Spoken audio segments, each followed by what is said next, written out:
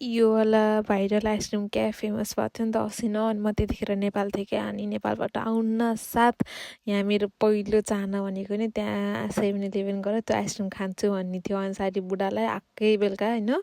छिटो जाउँ न भनेर अनि लिएर गयो भरे त यति धेरै 7-Eleven चारेँ होला मैले यो क्योतोको मिनामी भोरिको 4-5वटा त चारेँ मलाई कहीँ पाएन होइन अनुसारी लास्टमा एउटा घर अगाडिको 7-Elevenमा गएर सोधेको त यो त अब अहिले त आउट अफ स्टक भइसक्यो आए पनि पछि न्यु इयर पछि मात्र आउँछ भन्यो अनि त्यसपछि अब के गर्नु त भनेर अनि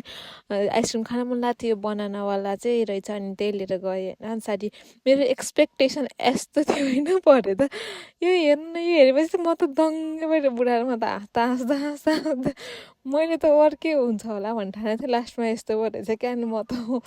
त्यो एक्सपेक्टेसन भर्सेस रियालिटी भयो भने जिन्दगीमा होइन त्यही पनि मेरो लास्ट 31 डिसेम्बरमा क्या अनि म त ठिकै छ अब यो भयो भने खाइदिउँ न भनेर खाएँ बट मैले हाँसो कन्ट्रोल गर्नै नसकेको क्या यो आइसक्रिम खाँदा फेरि